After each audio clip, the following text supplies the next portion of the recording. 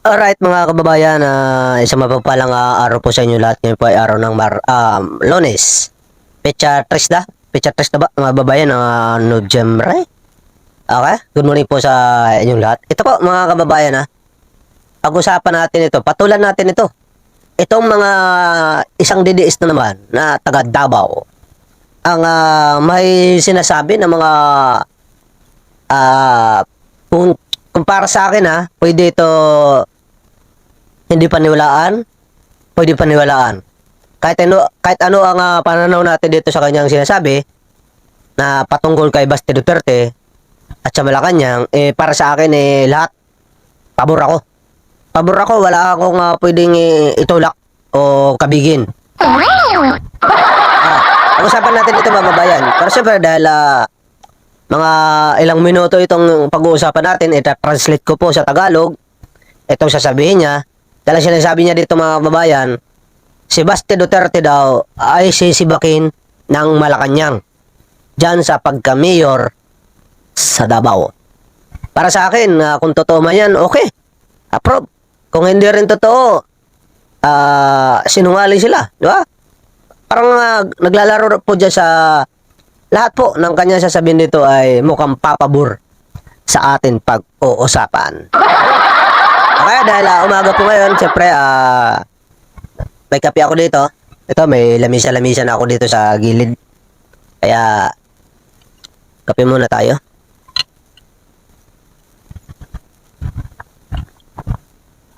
Labi. Dito ko lang kasi pag meron na akong plaque, dito ko ilalagay. Yung plaque ni YouTube, di ba? Sa sandal ko dyan. Kita nyo na, di ba? Panis. Talo, mga DDS. Alright. Umpisa na po natin mga babayan.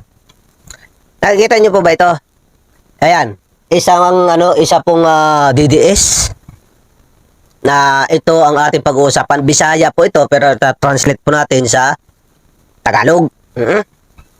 Ang sinasabi niya dito, mayroon daw siyang nakuhang impormasyon talagang iwan resources na ang sinasabi raw mga babayan ng kanyang impormasyon ay ito raw si acting Mayor Basti Duterte ay papalitan na po ng isang kandidato na tumakbo rin dati pagkatapos lang po mga kababayan ng 1-year ban. Sino ba yung mga naging kalaban ni PRD dyan sa Davao sa pagka-mayor? Ilan po ba sila naglaban-laban dyan? Si Bishop? Si PRD? Si Nograles? Hindi ko matandaan kung 4 ba sila o 3. Parang 4 yata. Ang isa lang naman na pinakamalakas na naging kalaban ni PRD dyan bilang mayor dito sa Davao. Wala pong iba kundi si Nograles. Pero dito sa kanyang sinasabi mga babayan, ay wala po siyang tinutukoy na pangalan. Pero ang sinasabi niya dito, ang plano raw ng Malacanang ay papalitan si Mayor Basti ng isang nakalaban ni PRD sa pagka-mayor na malakas. Wala pong iba kundi si Nograles lang mga kababayan. Tama? Ngayon, kung si Nograles man at kung yan ang plano ng Malacanang na papalitan ito si Mayor Basti, ay para sa akin mas maganda. Kasi unang-una, ganito lang yan. Kaya lang, minom ako ng kape para buo pa yata yung kape. Sabi, itong si PRD nanalo bilang mayor ng Davao. Pero dahil nakakulong po siya, hindi niya magampanan ang kanyang pagiging mayor. Kasi nakakulong po siya sa dahig. Kaya nilagay bilang acting mayor si Basti. Samantala, itong si Basti Duterte ay nanalo rin bilang vice mayor. So, dalawa ang kanyang trabaho. Vice mayor na, mayor pa. Diba? Tapos, sa kabila ng kanyang dalawang trabaho, parang hindi naman niya nagagampanan ang kanyang trabaho sa lungsod ng Davao. Kaya kung ako po ang tatanungin, okay po sa akin na palitan si Mayor Basti Duterte dahil Vice Mayor naman siya. Kung totoo ang sinasabi dito ng isang DDS patungkol sa Malacanang. Diba? Gusto nyo, pakinggan natin para i-translate ko po sa inyo ng Tagalog.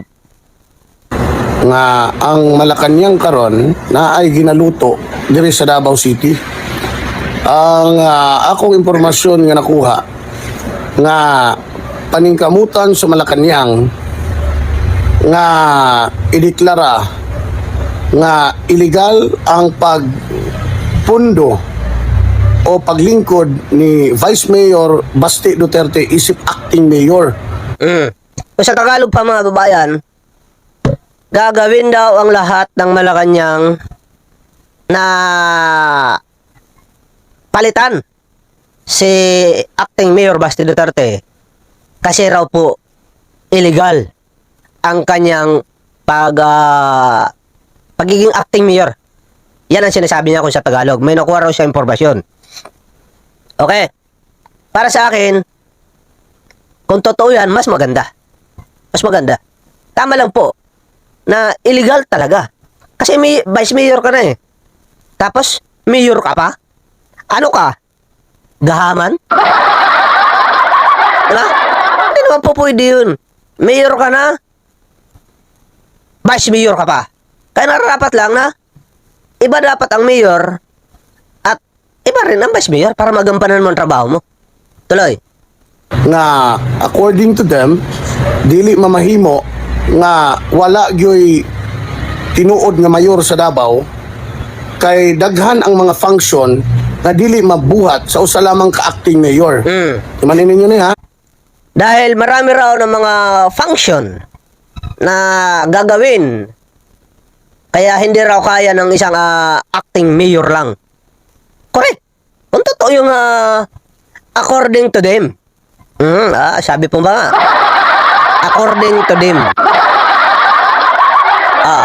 Tuloy. Mao na yung lang himuon ni argumento sa Malacanang, bantayan nato ni. Karon ang ilang Ayon daw na gagawin sa Malacanang kaya bantayan daw nila. Kahit anong bantay nyo, sir? Ano bang palag nyo? Once na magkaroon dyan ng sariling mayor na hindi Duterte, lahat kayo dyan, wala nang pangamba, wala nang takot, maaari na magpagsalita. Parang ano nga kung totosin nga, parang marsyalo dyan sa Davao kasi pag tinatanong mo mga kababayan sa mga survey, hindi sila nagsasalita kontra sa mga Duterte. Wala silang kalayaan. So, ibig sabihin, talagang marsyalo dyan sa Davao kasi wala silang karapatan mamili. Subukan nyo mag-survey sa Davao. Ang isasagot nila, no comment. Kahit ayaw nila sa mga Duterte, no comment lang. Kasi pag sinabi nila na ayaw ko sa Duterte, yari ka na. Diba? So, dyan yung marsyalo. tinuha sa Malacanang karon, which is nag-meeting na sila, is ang Malacanang mismo, ang presidente, mag-appoint og mayor sa Davao. Ngawa na to, butuhi. Na hindi ra binoto. Sila mo'y magbuot. Mag-appoint daw ang Malacanang sa Davao na hindi nila binoto. Sila raw ang mga mahala, yung Malacanang. Kasasabi mo lang kanina na ang ipapalit kay Mayor Basti Duterte ay yung naging katunggali ni PRRD noong eleksyon 2025. Ibig sabihin, hindi po pwede na hindi yung binoto ng tao. Binoto ng tao yan, kung sino man yan, Nograles man yan, Bishop man yan, o kung yung isa man yan. Lahat po sila dyan ibinoto, mga babayan. Katulad ni PRRD. Si Basti ang hindi binoto, si acting mayor Basti ang hindi binoto bilang mayor kasi dapat ang illegal. Kasi ibinoto lang itong si Basti bilang vice mayor, hindi mayor. So sa madaling salita, wala siyang karapatan itong si Basti Duterte na bumot na maglingkod bilang acting mayor kasi siya naman ay ibinoto bilang vice mayor lang. Tama? Oh, yan yung illegal. Pero kung sino man yung ipapalit kay Baste bilang mayor dyan, yan yung legal. Huwag mo baliktarin kasi ang sitwasyon. Ha? Huwag yung baliktarin ang sitwasyon. Style nyo talaga DDS. Kinsay mo lingkod nga mayor sa Davao o si Vice Mayor Baste Duterte will remain as Vice Mayor. Kay di na ba pareha daw sa presidente nga og wala ang presidente, ang vice president ang mupuli, dili man ana ang setup sa local government.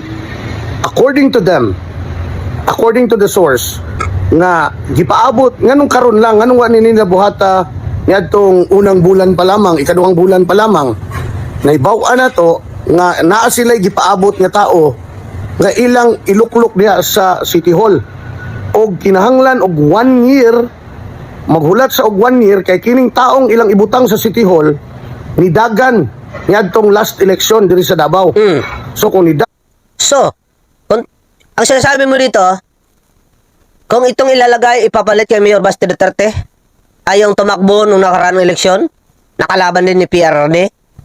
So, maliwanag po mga babayan na binuto po siya ng taga Davao. Tama? Hindi, ibig sabihin na hindi binuto, katulad ng sinasabi mo. Kaya, yan yung legal. Yan yung legal. Ito si Mayor Baste Duterte, siya ang illegal na nakaluklok dyan bilang acting mayor. Kasi nga, ang tinakbuhan niya, vice mayor. Naku po, kung ako magiging abogado nyo, ha, ng gobyerno, talon-talon na agad kayo. Ipipilit ko sa kataas-taas ang hukom na illegal ang paglalagay dyan kay acting mayor Baste Duterte. Kasi siya naman ang totoong hindi binuto bilang mayor. Dahil ang tinakbuhan niya bilang vice mayor. Alright? Kaya para sa akin, kung sino ilaluklok niya ng Malacanang dyan, ng DILG dyan, sino ba yun? Si Nograles man yan, Bishop man yan, at saka yung isa pa, kung hindi ako nagkakamali, apat yata sila, kasama sa PRRD. Yan yung illegal na mailuluklok bilang mayor. Kasi nga, ang tinakbuhan nila, mayor. Hindi naman kaya gampanan ni PRRD dahil nakakulong na siya eh. So dapat ang mananalo dyan, wala pong iba, kundi yung sumunod. Katulad, bigyan kita ng example. Katulad sa nangyari sa Manila, na nailagay po bilang congressman si Abante. Diba? Yun. Kung kaya gawin ng Maynila bilang congressman ng Comelec, bakit hindi kaya gawin dito sa lungsod ng Davao? Samantala, dalawa naman ang hindi naman tatanggalin si Baste Duterte sa City Hall dahil siya naman ay vice mayor pa rin. Ibigay ang pagiging vice mayor ni Baste, tapos iloklok yung sumunod kay PRRD na nanalo kasi siya rin naman ang ibinuto ng taong bayan sa Davao City. Diba? Si Mayor Baste, hindi. Vice mayor lang siya. nga ni last election sa Davao, kinsa ka ni ilang ibutang nga mayor sa Davao nga ituboy sa Malacanang nga maunay mag-lead sa Davao. Musugot ba mo ana mga taga Davao nga ang mahimong mayor sa syudad dili nato giboto? Ang ilang rason kay di na daw wa na day kapasidad si PRRD nga Correct. mulingkod isip mayor kay tuwa naman siya sa dahig. Correct. Og dili daw pwede ang vice mayor nga maghimong acting mayor hangtod sa 2028. Kaya kinahanglan gyud daw according sa Malacanang nga naay ilang ibutang nga mayor sa Davao. Tama. Nga wa nato botohi. Binoto. Kinsa ka ni? Binoto. Hinanta mo gipaabot nila ang Binoto. Kasi galing na mismo sa bibig mo eh. Na ang ipapalit kay acting mayor ay yung kalaban ni PRRD nung eleksyon. So ibig sabihin binoto. Hindi nyo alam binoto kasi ang binoto nyo si PRRD. Pero yung ibang mga kababayan natin dyan sa lungsod ng Davao ay binoto nila yung kalaban ni yung kalaban mismo ni PRRD. Oh. Diba? eleksyon nga gusto nilang iluklok karon isip mayor sa Davao. Bantayan tani mga taga Davao. I'm breaking to you this news for us to be vigilant because walay dili kayang himuon ang Malacanang, you know them. According to them, they can bend the law. Mauna ni ang but nilang ipasabot. They will bend the law. Whatever law is it, they are the law. Og dako kayo ang chance nga himuon yun ni nila. Moabot yun ang time, og dili ta vigilant, og di ta mulihok ani, og di na to nipugngan, nga naay mo lingkod nga mayor sa Davao, nga wa na to. Chocolate lady, chocolate chip goodness. Chocolate lady, chocolate chip. Yan po mga babayan, no? Ang sinasabi ng isa sa mga DDS, according to them daw, according daw doon sa kanyang impormasyon, na plano daw ng Malacanang na palitan si acting Mayor Basti Duterte ng isang katunggalin ni PRD nung eleksyon 2025. Para sa akin, ulitin ko yung aking opinion, no? Para po sa akin, kung totoo man yan yung balita mo na yan, ay okay yan. Bakit? Si acting Mayor Basti Duterte ay bilang Vice Mayor nanalo. Ang hirap naman nun kung Vice Mayor ka pa, Mayor ka pa. Diba? Para sa akin, ibigay ang pagiging Vice Mayor kasi binoto naman talaga si Basti bilang Vice Mayor. Diba? At ang pagiging Mayor, dahil hindi naman kaya gampanan ni PRRD dahil nakakulong naman siya sa dahig, wala pong iba mga kababayan kundi ibigay doon sa nakalaban ni PRRD noong 2025 election. Diba? Kasi kung mangyayari po yan, parang wala ang paglabag po yan. Bakit? Kasi wala naman pinagkaiba yan sa nangyari kay Congressman Bini Abante ng Maynila na pinalitan po niya yung isang, correct me if I'm wrong, na hindi raw ito'y Pilipino.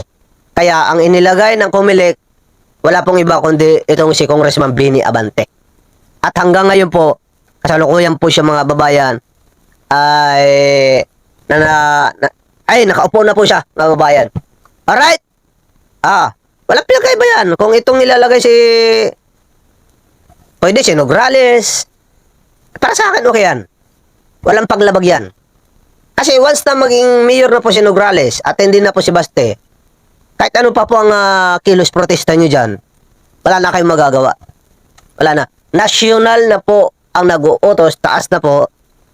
Wala pong iba kundi susunod lang po kayo dyan sa lungsod ng Davao. Alright, yan po mga babae ng ating mainit na video reaction. Kung kailan mangyayari, abangan natin yan. Sa mga kababayan po natin dyan na bago lang po sa ating channel, hindi pa nakapag-subscribe, subscribe na po kayo. At i-click ang notification bell at paki-share na rin at like ng ating video. Thank you so much po. Good morning.